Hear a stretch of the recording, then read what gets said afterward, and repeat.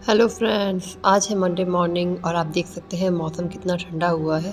सुबह के 7 बजे हैं और एकदम धुंध है। मैं नींदों में ही हूँ और तबीयत भी कुछ सुस्त है, पर मुझे लगा देखते हैं छत पे चल के कि कितना मौसम खुला हुआ है। छत पे जाके देखा तो चारों तरफ धुंध ही धुंध है। ये समय है लगभग 7:30 का और मैं आ गई हूँ किचन में। तो यहाँ पे गाजर जो है इसे रात को ही मैंने कद्दूकस करके रख दिया था, प्लेट से कवर करके छोड़ दिया था। और जो ये चुकंदर है इसे मैंने मॉर्निंग में ही इस तरह से कद्दूकस कर लिया है। 2 किलो गाजर के लिए मैंने एक चुकंदर भी लाया है। मैं यहाँ पे गाजर का हलवा बनाने वाली हूँ, तो बाकी सब काम के साथ साथ ही बीच में गाजर का हलवा भी बन जाएगा। तो सबसे पहले मैंने इसे गैस पे रख दिया है। 2 किलो गाजर है जिसे कढ़ाई में डाल लिया है। वैसे तो 2 किलो गाजर के लिए मैंने 1 किलो थैली वाला दूध लाया था, पर मुझे लग रहा है वो फ्रिज में रखा हुआ ठंडा दूध है, इससे बेटर है कि मैं फुल क्रीम दूध ही काम में ले लूँ। तो जो कल का दूध था लगभग 1 किलो दूध रखा है जो फुल क्रीम है, तो उस दूध को मैं इसमें इंक्लूड कर रही हूँ। साथ ही उसकी जो मलाई है उसे भी मैं इसमें इंक्लूड कर दूँगी। ये सीज़न का पहला हलवा है जो मैं घर पे बना रही हूँ। वैसे मेरी फैमिली में सभी को गाजर का हलवा बहुत पसंद है और मैं फ्रीक्वेंटली सर्दियों में इसे बनाती ही रहती हूँ। हलवे को हाई फ्लेम पे कुक होने के लिए रखा है। साथ ही ये मिक्स दाल है जिसे मैं भिगो लूँगी। दाल को बनाने से पहले अगर कुछ देर भिगो दिया जाए तो उसका कुकिंग टाइम भी कम हो जाता है, उसका टेस्ट भी बहुत अच्छा आता है। चाय तैयार हो चुकी है तो मैं मिलती हूँ चाय के बाद। चाय पीने के बाद फिर से मैं रसोई में आ चुकी हूँ। तो कल मैं मार्केट से लेके आई थी सब्जियाँ, एकदम फ्रेश गाजर और मूली देख के मेरा मन हुआ अचार बनाने का। तो मदर इन लॉ ने रात को ही सब्जियाँ बारीक बारीक कट करके रख दी थी। इन्हें धोने के बाद में हमने कट किया था और रात भर इसे छोड़ दिया था। गाजर मूली के साथ ही एक टुकड़ा फूल गोभी का भी इसमें कट कर लिया था और ये हल्दी और मिर्च है जिसे मैं फ्रेशली कट कर लूँगी। इन सब्जियों को हमने धोने के बाद कट किया था और रात भर छोड़ दिया था ताकि जितना एक्स्ट्रा पानी इन सब्जियों में है वो सारा सूख जाए। तो यहाँ पे सब्जियाँ तो तैयार है। कढ़ाई में मैंने तेल रख लिया है। तेल की क्वांटिटी थोड़ी ज़्यादा रखेंगे। तेल अच्छे से गर्म हो गया है जिसमें मसाले इंक्लूड करेंगे, जिसमें है सौंफ, जीरा, राई, किरायता और थोड़ी सी हींग। सभी मसालों को अच्छे से फ्राई होने देंगे। यहाँ पे 3 लौंग और 3 काली मिर्च भी मैंने इंक्लूड की है। अचार में बना रही हूँ तो लौंग इसलिए डाली ताकि अचार फटाफट से ख़राब ना हो जाए। उसके साथ ही तेल में मैंने नमक, मिर्च और हल्दी डाली है। साथ ही 1 चम्मच मैंने अचार मसाला भी इंक्लूड कर दिया है। यहाँ पे मेरे पास में मिर्ची वाला रेडीमेड अचार मसाला मिक्स रखा था तो मैंने वही इंक्लूड कर दिया। आपके पास जो भी हो आप मिक्स कर सकते हैं। मार्केट वाला अचार मसाला मिक्स करने से जिसका टेस्ट है वो एकदम अचार की तरह ही आएगा। मसालों को अच्छे से मिक्स करने के बाद मैं इसे हाई फ्लेम पे अच्छे से मिक्स कर लूँगी ताकि जो पानी है वो इसका ख़त्म हो जाए। इसे बहुत ज़्यादा देर कुक नहीं करेंगे, नहीं तो सब्जियां पानी छोड़ देंगी। तो यहाँ पे हाई फ्लेम पे मैंने इसे हिलाते हुए लगभग 40 से 50 सेकंड के लिए इसे आंच पे चढ़ा दिया है। मेक श्योर हाई फ्लेम पे ही मसाले मिक्स करें और इसे 50 सेकंड बाद गैस को बंद करके मैंने इमीडिएटली ट्रांसफ़र कर लिया है दूसरे बर्तन में। तो बहुत ही झटपट से ये हमारा अचार मिक्स तैयार हो गया है, इंस्टेंट अचार सर्दियों वाला। सर्दियों में मिलने वाली सब्जियों का ये अचार बहुत ही टेस्टी होता है और जब कोई सब्ज़ी अवेलेबल ना हो तो बहुत ही अच्छा ऑप्शन होता है। इस अचार में मैंने ये मिर्ची वाला अचार मिक्स ऐड किया था 1 से 1.5 चम्मच। यहाँ पे आप देख सकते हैं हलवा हाई फ्लेम पे कुक हो रहा है। अभी इसमें दूध की काफ़ी क्वांटिटी है तो अभी भी मैं इसे हाई फ्लेम पे कुक कर सकती हूँ। वैसे तो मैंने सोचा था कि हलवा संडे को ही बना के रख दूँगी, बट सर्दी के मारे हिम्मत ही नहीं हो पा रही थी, इसीलिए उसे ग्रेट करके छोड़ दिया। अब है बारी आटा गूँथने की। तो आटा गूँथ के मैंने तैयार कर लिया है। आटे का एक छोटा सा पार्ट मैंने अलग कर लिया है। तो जो कढ़ाई थी हमारी अचार मिक्स की, उसमें जो एक्स्ट्रा तेल है उसे मैं इकट्ठा करके अचार में मिला दूंगी और आटे का एक छोटा सा टुकड़ा मैं लेके इस अचार में अच्छे से कोट कर लूँगी और उसे अच्छे से मिक्स कर लूँगी ताकि जो बच्चों के टिफ़िन के लिए मैं पराठे बनाने वाली हूँ वो मसालेदार पराठे बन के तैयार हो जाएंगे और आटा सॉफ्ट हो जाएगा और जो कढ़ाई है वो भी क्लीन हो जाएगी। तो रोटी और पराठे दोनों के लिए आटा गूँथ के तैयार हो चुका है। तो आटे को रेस्ट करने के लिए साइड कर देते हैं। यहाँ पे मैंने लिया है गुड़, जिसे मैं बेलन से अच्छे से मार लूँगी ताकि थोड़ा सॉफ्ट होके अलग हो जाए। बहुत ही हार्ड हो जाता है सर्दियों में ये गुड़। यहाँ पे मैंने गर्म पानी चढ़ाया है जिसमें गुड़ के टुकड़े डाल दिए हैं। साथ ही इसमें अदरक को ग्रेट करके डाल दूँगी। अदरक का बड़ा सा टुकड़ा हम डाल लेंगे ताकि हमारे गले को रिलीफ मिले। साथ ही ये 5 से 6 काली मिर्च है जिसे भी क्रश करके इसी पानी में इंक्लूड कर लेंगे। यहाँ पे फ्रिज में से मैं मूली ले आई हूँ तो इस मूली को मैंने पील करके ग्रेट कर लिया है। जो बारीक वाली कद्दूकस होती है उसमें ग्रेट करेंगे तो जो रेसिपी हम आगे बनाने वाले हैं उसका टेस्ट बहुत ही अच्छा आएगा। तो यहाँ पे देखिए सारी मूली अच्छे से ग्रेट हो चुकी है। अभी मूली में बहुत सारा पानी होता है तो जो मूली है उसे इस तरीके से स्क्वीज़ कर लेंगे ताकि जितना भी एक्सेस वाटर मूली में है वो सारा का सारा पानी सेपरेट हो जाए मूली से। तो सारा एक्सेस पानी सेपरेट करने के बाद आप देख सकते हैं मूली एकदम खिली खिली बची है और बिल्कुल भी इसमें पानी नहीं है। यहाँ पे जो गुड़ है वो अच्छे से इसमें मेल्ट हो चुका है, अच्छे से पानी बॉईल हो गया है तो इसका गैस मैं बंद कर दूंगी। और जो हलवा है उसमें जो दूध था वो भी ऑलमोस्ट खप चुका है। अभी इतनी देर तो मैं इसे हाई फ्लेम पे कुक कर रही थी, पर अभी मैंने गैस का फ्लेम कम कर दिया है। साथ ही इसमें शक्कर भी इंक्लूड कर दी है। तो हलवे में शक्कर मिक्स करके अच्छे से इसे कुक होने के लिए रखेंगे। कमेंट करके बताइएगा कि आप में से गाजर का हलवा किस किस का फेवरेट है और आप किस तरीके से गाजर का हलवा बनाते हैं। मुझे तो ये ट्रेडिशनल तरीका ही पसंद आता है, तो कितनी भी मेहनत हो पर मुझे यही तरीका पसंद है गाजर का हलवा बनाने का। तो हलवा साइड में कुक हो रहा है। साथ ही दूसरी कढ़ाई में मैंने लिया है आटा, लगभग 1 बड़ा चम्मच आटा है जिसमें घी मिक्स करके इसे मैं अच्छे से कुक कर लूँगी।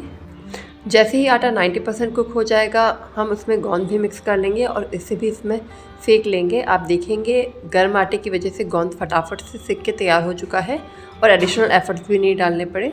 तो गोंद और आटा अच्छे से सेक चुका है। इस मोमेंट पे जो पानी हमने तैयार किया था गुड़ का उसे इसमें इंक्लूड कर देंगे। इस गुड़ के पानी में हमने अदरक और काली मिर्च भी डाली थी, जिसकी वजह से जो हम पेजी बना रहे हैं, जिसे बहुत से लोग गलवाणी भी कहते हैं, ये नुकसान नहीं करेगी। एकदम पिघला हुआ घी होगा जिसमें गुड़ और काली मिर्च का कॉम्बिनेशन है। तो जो थ्रोट इन्फेक्शन रहता है सर्दियों में उससे में ये रिलीफ देगी और बच्चों के लिए फुलफिलिंग होती है, क्योंकि बच्चों को लड्डू नहीं भाते हैं। बट इस तरीके से बना के दिया जाए तो गर्मा गर्म पेजी बच्चे इजीली पी लेते हैं। साथ ही पानी को मिक्स करने के बाद मैंने इसमें ग्रेटेड कोकोनट भी डाला है, ड्राई कोकोनट डाला है जिसे हम खोपरा भी कहते हैं। इसी में आप चाहें तो बादाम और काजू का पाउडर भी मिक्स कर लेते हैं। मैंने अभी वो ऐड नहीं किया है, पर आप चाहें तो इसमें ड्राई फ्रूट्स भी इंक्लूड कर सकते हैं। सर्दियों में ये रेसिपी बहुत ही हेल्दी रहती है बच्चों के लिए। बच्चे हों, बड़े हों या बूढ़े हों, सभी इस रेसिपी को रूटीन में खाएं तो वो बहुत बेनिफिशियल रहती है। तो पेजी बॉईल हो रही है, जितने ही ये जो मूली हमने तैयार की थी इसमें मसाले इंक्लूड कर लेंगे। नमक, मिर्ची, हल्दी, धनिया, जीरा, अजवाइन और थोड़ी सौंफ मैंने इसमें मिला ली है। इस मूली के कॉम्बिनेशन में थोड़ा सा बेसन भी ऐड किया जा सकता है बाइंडिंग के लिए। मैं जल्दबाजी में बना रही हूँ इसलिए मैं बेसन नहीं ऐड कर पाई। पीजी तैयार हो गई है जिसे मैंने बच्चों के लिए सर्व कर लिया है। बड़े से बर्तन में मैंने सर्व कर लिया है ताकि झटपट से थोड़ी नॉर्मल हो जाए, बच्चे इसे इजीली पी पाएँ। तो यहाँ पे गैस को फ्री करके तवा मैंने चढ़ा लिया एक साइड, और एक साइड गाजर का हलवा ऑलरेडी चढ़ा हुआ है। उसमें भी शक्कर ऐड करके हमने कुक होने के लिए रखा है, तो वो भी कुक हो ही रहा है।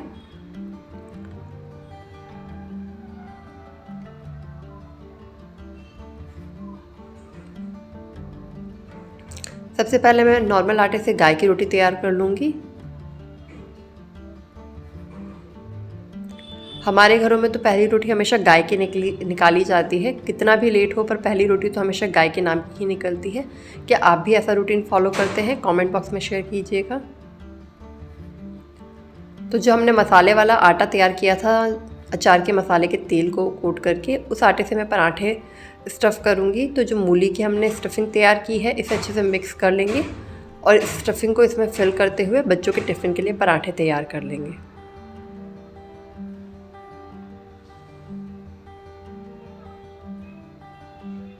जल्दबाजी में मैंने बेसन इंक्लूड नहीं किया है। आप चाहें तो इसमें चने का सत्तू या बेसन इंक्लूड कीजिएगा, इसका टेस्ट और भी ज़्यादा अच्छा हो जाता है।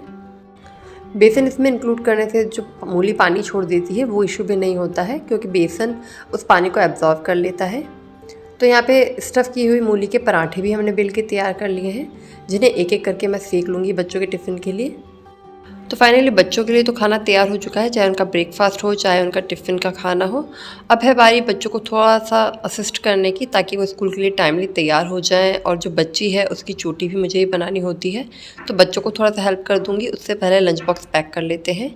तो मूली के पराठों में मैंने अचार ऐड किया है, साथ ही क्यूकम्बर की स्लाइस काट के इसमें बच्चों को दे दिए हैं। तो यहाँ पे बच्चों का टिफ़िन बनके तैयार हो चुका है और नाश्ता मैं ऑलरेडी बच्चों को दे चुकी हूँ।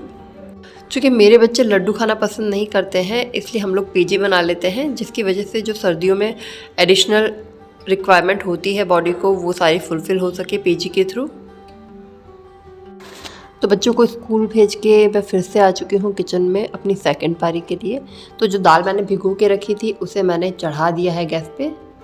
दाल में मैं सूखी हल्दी के बजाय कच्ची हल्दी इंक्लूड कर रही हूँ। बहुत ही बेनिफिशियल रहती है, इस तरह से दाल में इंक्लूड कर देते हैं तो ये खाने में भी आ जाती है। साथ ही इसमें नमक भी इंक्लूड कर दिया है। दाल को कवर करके प्रेशर कुक होने के लिए छोड़ेंगे। तो 2 से 3 विसल मैं इसमें लगाऊंगी। जो हलवा है उसमें शक्कर अच्छे से खप चुकी है। अब है बारी इसमें घी इंक्लूड करके इसे थोड़ी देर सेक लेने की। तो इसमें घी मिला के मैं 2 से 3 मिनट के लिए अच्छे से सेक लूँगी। इसके साथ ही इसमें ड्राई फ्रूट्स भी इंक्लूड कर दूँगी। घी के साथ ही मैंने इस हलवे में काजू, किशमिश और इलायची पाउडर इंक्लूड करके इसे 2 से 3 मिनट के लिए कुक कर लिया है, सेक लिया है अच्छे से। लगभग 1.5 घंटे का समय लगा इस हलवे को तैयार होने में। तो फाइनली हलवा बनके तैयार हो चुका है। यहाँ पे मैंने रोटी भी सेक ली है, पराठे भी सेक लिए हैं। बचे हुए आटे से हमारे नाश्ते के पराठे तैयार कर लिए हैं और दोपहर के लिए रोटी तैयार कर ली है। रोटी को चारों तरफ कपड़े से कवर करते हुए कटोरदान को पैक कर लूँगी। ये हलवे वाली कढ़ाई है जिसमें से हलवा अलग कर लिया है मैंने, पर आप देख सकते हैं जो कढ़ाई है उसमें कितनी सारी गाजर और घी लगा हुआ है। तो उसमें थोड़ा सा दूध इंक्लूड करके मैंने इसे गर्म कर लिया है। तो ये गाजर की खीर बनके तैयार हो चुकी है। तो जितना भी एक्सेस घी और गाजर लगी हुई थी कढ़ाई में, वो सारी की सारी इसमें आ चुकी है। ये जो गाजर की खीर है वो मेरी पर्सनल फेवरेट है, तो ये मैं खा लूँगी। दाल में मैंने 2 से 3 विसल ली थी, पर वो हाई फ्लेम पे ले ली थी। तो मुझे अभी लग रहा है दाल अच्छे से घुटी नहीं है। तो मैं दाल को फिर से गैस पे चढ़ा लूँगी और लो फ्लेम पे 1 विसल और ले लूँगी। साथ ही दूसरी साइड पे मैं दाल का बघार तैयार कर लूँगी। तो यहाँ पे फ्राई पैन में मैंने तेल गरम कर दिया है, साथ ही जीरे का और राई का तड़का दिया है। थोड़ी सी हींग भी इंक्लूड की है और प्याज, अदरक और लहसुन मैंने साथ ही काट के तैयार कर लिए थे, जिन्हें मैं इसमें डाल लूँगी और हाई फ्लेम पे इन्हें फ्राई कर लूँगी। लहसुन प्याज फ्राई होने के साथ ही इसमें मसाले भी इंक्लूड कर लिए हैं मैंने। हल्दी और लाल मिर्च इसमें ऐड की है। नमक ऑलरेडी दाल में डला हुआ तो थोड़ा ज़्यादा ही डल गया था, इसलिए मैं मसाले में इंक्लूड नहीं कर रही हूँ। गैस का फ्लेम मैंने लो कर दिया है मसाले ऐड करने के बाद में। साथ ही इसमें थोड़ा सा पानी इंक्लूड कर लिया है ताकि मसाले जले नहीं और इसकी ग्रेवी बन के तैयार हो जाए। यहाँ पे दाल में मैं थोड़ा सा गरम मसाला भी ऐड कर रही हूँ, एकदम थोड़ा सा गरम मसाला इसमें डाला है। ग्रेवी कुक होकर तैयार हो चुकी है, पर जो दाल है उसमें भी स्टीम है। तो इस ग्रेवी में मैंने धनिया भी कट कर लिया है, साथ में इसे मिक्स कर लिया है। ग्रेवी में जब धनिया काटते हैं तो धनिया काला नहीं पड़ता है। क्योंकि दाल ऑलरेडी कुक थी तो जो एक्स्ट्रा स्टीम है इसमें मैं इसे इस तरह से निकाल लूँगी। और ये बॉइल्ड दाल है, इसे ग्रेवी में मिक्स कर लेंगे। तो फाइनली आज का मॉर्निंग किचन रूटीन कंप्लीट हुआ। सारी रेसिपीज़ बनके तैयार हो चुकी हैं। गैस बंद करके दाल को कवर कर लेंगे। तो फाइनली आज का मॉर्निंग कुकिंग रूटीन हो चुका है कंप्लीट। तो आज की मॉर्निंग कुकिंग में इतना कुछ हमारा बनके तैयार हो चुका है। बताइएगा कौन सी रेसिपी आपकी पर्सनल फेवरेट है। फाइनली आज का किचन मॉर्निंग रूटीन कंप्लीट हो चुका है। थैंक्स मेरे साथ बने रहने के लिए मेरे किचन के मॉर्निंग रूटीन में। मिलेंगे नेक्स्ट वीडियो में, तब तक के लिए बाय बाय।